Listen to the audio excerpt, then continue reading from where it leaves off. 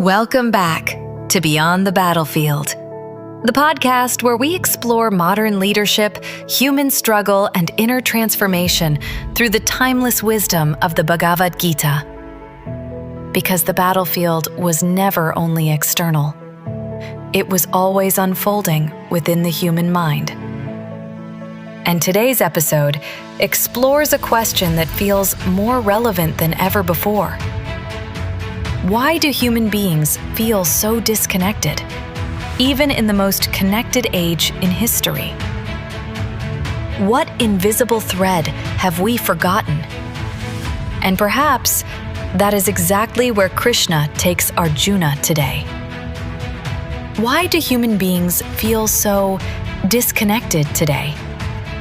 Disconnected from each other, disconnected from nature, disconnected even from themselves.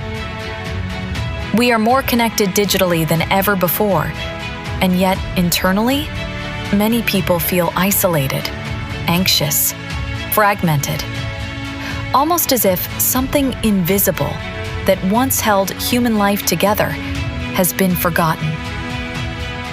Because in this extraordinary verse, Krishna reveals not only where existence comes from, but also what secretly connects everything.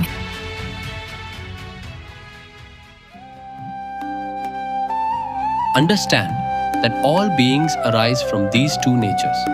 I am the source of the entire universe, and also its dissolution. Ankur, this verse feels huge.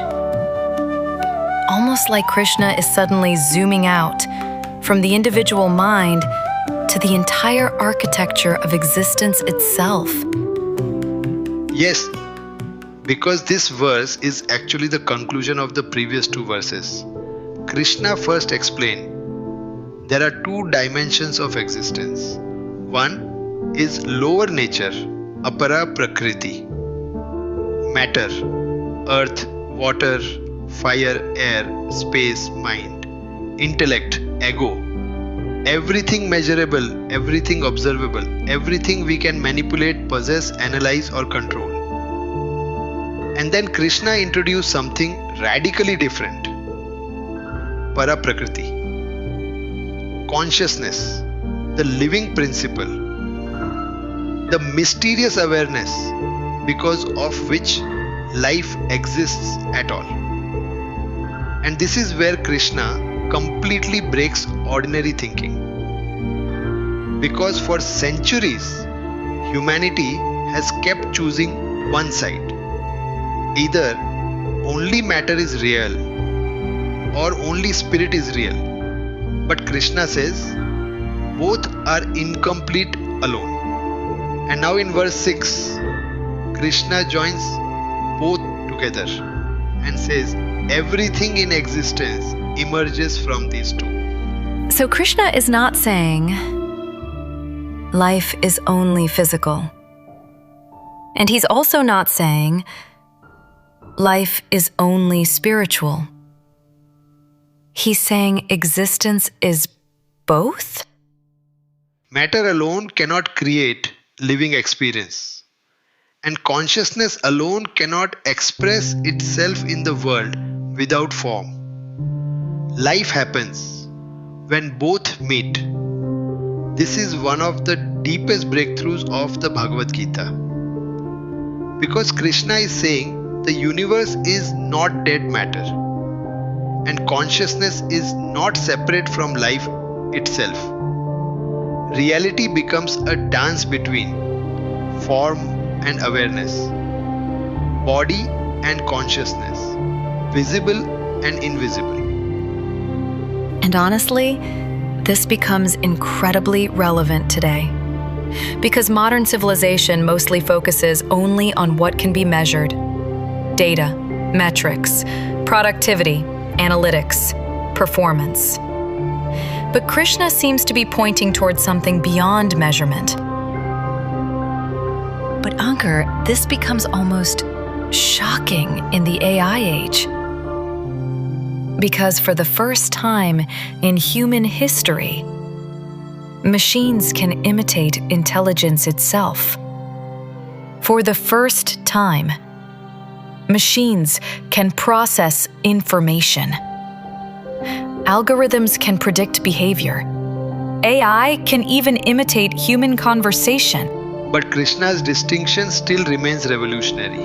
Information is not consciousness. Processing is not awareness. A machine may simulate thinking, but awareness itself remains mysterious. Krishna is reminding humanity, you are not merely a biological machine. There is an inner conscious dimension within existence. That's powerful. And actually, the simplest way to understand this verse may be through technology itself. Think about a smartphone. The hardware exists: battery, processor, circuits, screen.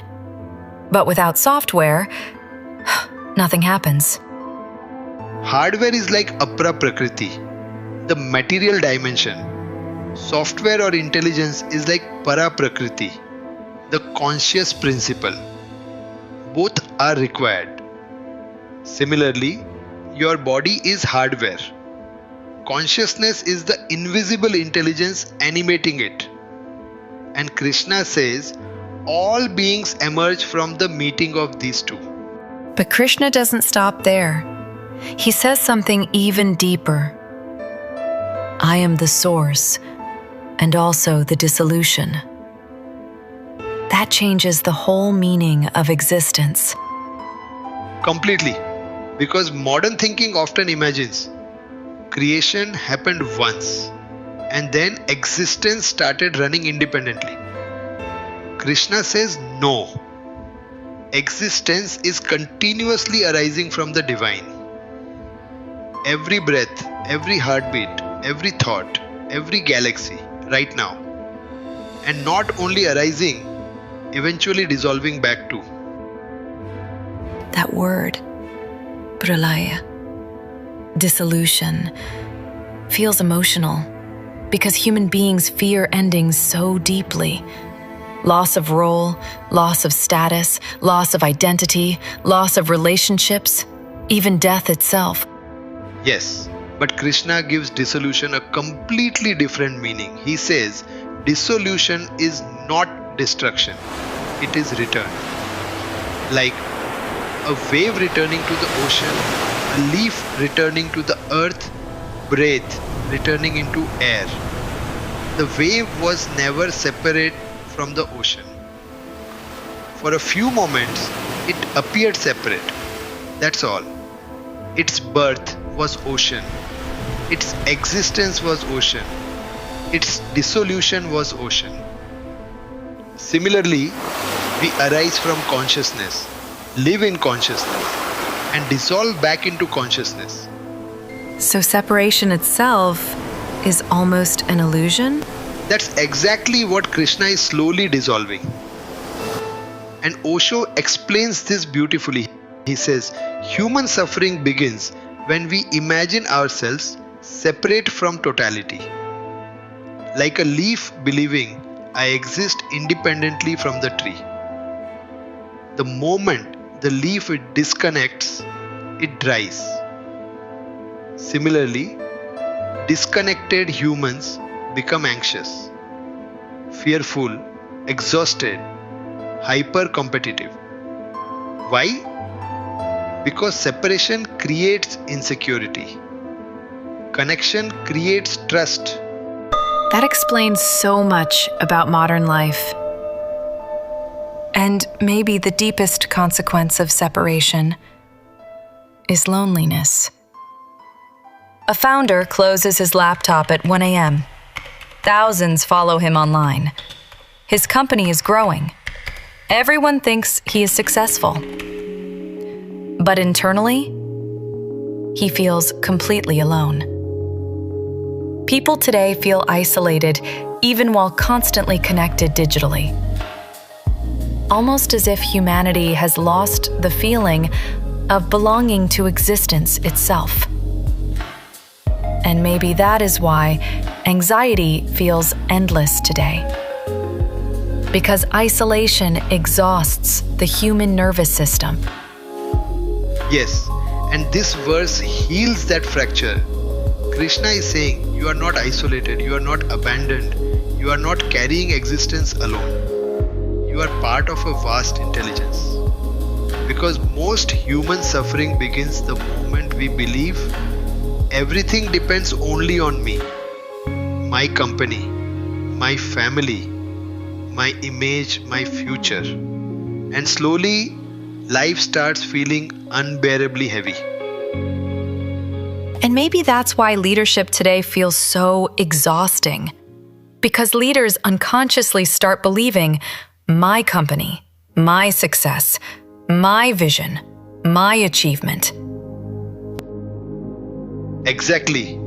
Verse 6 humbles the ego beautifully. Because Krishna reminds us your intelligence came from existence. Your opportunities came from existence. Even your breath came from existence. This does not weaken leadership. It purifies leadership. The leader becomes less arrogant and more aligned, less controlling, more connected. And that changes leadership quality completely. An unconscious leader clings to control because internally they are terrified of dissolution, terrified of losing the title, the relevance, the identity. But conscious leaders understand something deeper. Every renewal requires an ending. So they understand when to build and when to let go. Sometimes an old strategy must dissolve. A toxic culture must dissolve. An outdated identity must dissolve. Without dissolution, there can be no renewal. A sunset is beautiful because it ends. Music is beautiful because notes dissolve. Breathing works because inhale and exhale both exist. Without endings, life would become frozen. And maybe that is why human beings suffer so deeply during change. Because the mind wants permanence inside an impermanent world. That's such a profound reframing of change. Most people resist dissolution because they think endings mean failure. But Krishna seems to say, endings are also part of intelligence. Yes, because when action comes from alignment instead of ego, clarity increases, fear reduces, and wisdom deepens. And maybe Krishna's greatest reminder in this verse is simply this: you are not separate from existence, you are a wave of the same infinite ocean.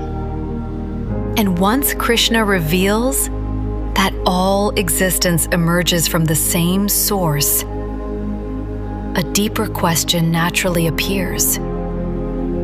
What holds this vast existence together? What keeps billions of forms connected?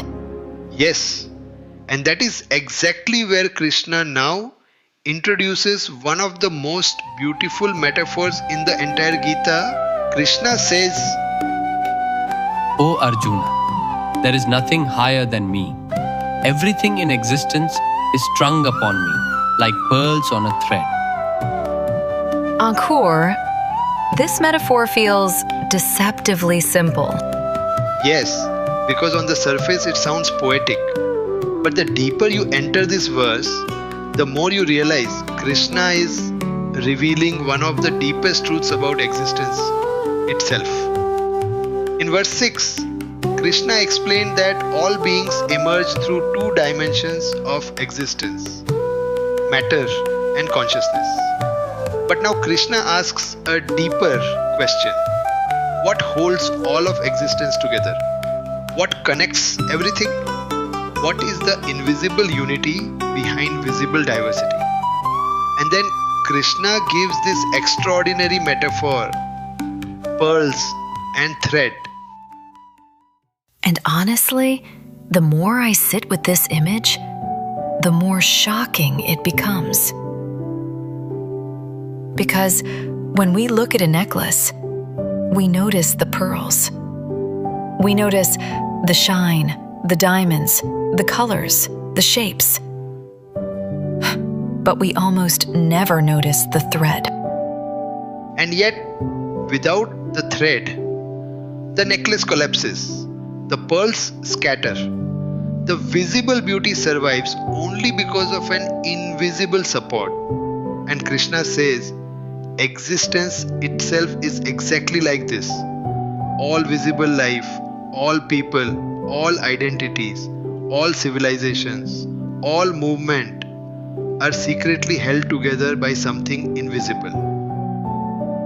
And this is where Osho's insight becomes incredibly powerful. He says, flowers attract us, roots remain unnoticed. Branches impress us, but underground, hidden in darkness, the roots silently sustain the entire tree. And suddenly, Krishna's metaphor becomes psychological. Human beings become hypnotized by the pearls. Yes, we become obsessed with the visible, the measurable, the external. Titles, followers, revenue, productivity, market value, brand image, technology, performance dashboards.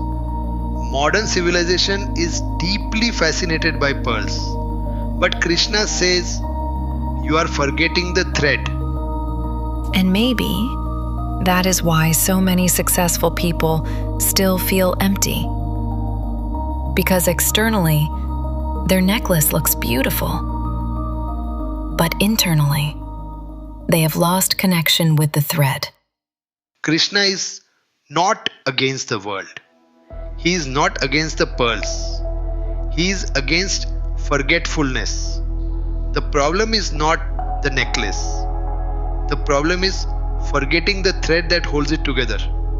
And honestly, this feels unbelievably relevant in the AI age. Because today, we can measure almost everything. We measure attention, engagement, productivity, human behavior, consumer patterns, performance. But the deepest things in life still remain invisible. You cannot measure love, presence, trust, awareness, meaning, inner stillness, compassion. And yet, these invisible dimensions are what actually hold human civilization together.